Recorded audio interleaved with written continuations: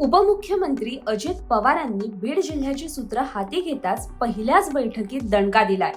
प्रशासकीय अधिकारी ते राजकीय नेत्यांपर्यंत सर्वांनाच अजित पवारांनी फैलावर घेतलंय.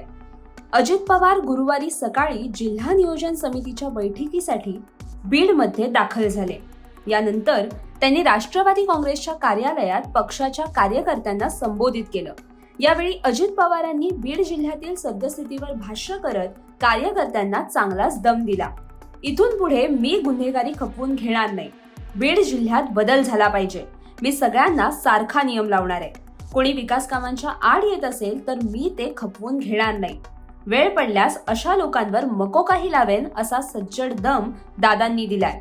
दादांनी घेतलेल्या भूमिकेमुळे आता बीडमध्ये दादांच्या दादागिरीला सुरुवात झाल्याचं दिसून येत आहे. अजित पवारांनी यावेळी कार्यकर्त्यांनाही सुनावलंय. तसंच अधिकाऱ्यांच्या बदल्यांवरही भाष्य केलंय. अजित पवार म्हणाले, यापुढे बीडमध्ये गुन्हेगारी प्रवृत्ती आणि कृत्यांना थारा दिला जाणार नाही.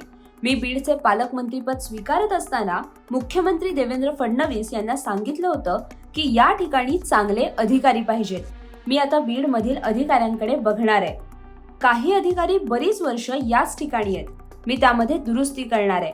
मी काम करताना भेदभाव करत नाही. बीड जिल्ह्यात जातीय सलोखा कायम राहिला पाहिजे. जिल्ह्यात चुकीच्या गोष्टी पूर्वापार चालत आल्या असतील तर त्याला आळा घातला पाहिजे. बीडमधील काही लोकांचे रिव्हॉल्वर हवेत उंचावून कमरेला लावून फिरतानाचे रील सोशल मीडियावर पाहिलेत. पुन्हा अशा गोष्टी दिसल्या तर खपवून घेतलं जाणार नाही. संबंधितांचे लायसन्स रद्द केलं जाईल. मी सगळ्यांना सारखा नियम लावणार आहे. बीड जिल्ह्यात बदल झाला पाहिजे. तो मला आणि नागरिकांना जाणवला पाहिजे.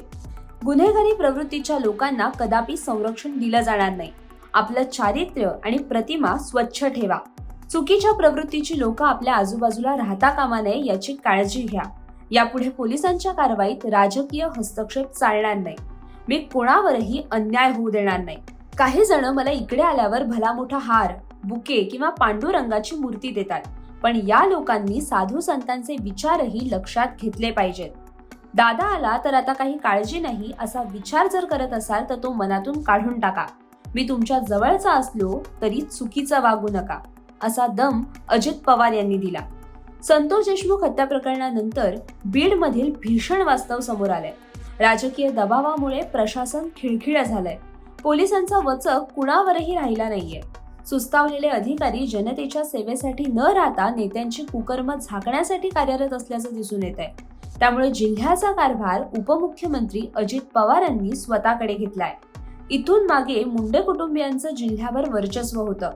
याच काळात गुन्हेगारी वाढल्याचं दिसून आलंय. मुंडेंचे बगलबच्चे जिल्ह्यात दहशत निर्माण करत असल्याचं अनेक घटनांमधून समोर आलंय. त्यामुळे बीडमधील या परिस्थितीत बदल करण्यात दादा यशस्वी होतील का हे पाहणं महत्त्वाचं असणार आहे. याबद्दल तुम्हाला काय वाटतं हे आम्हाला कमेंट करून नक्की कळवा आणि माय महानगर लाईव्हला सबस्क्राईब करायला विसरू नका.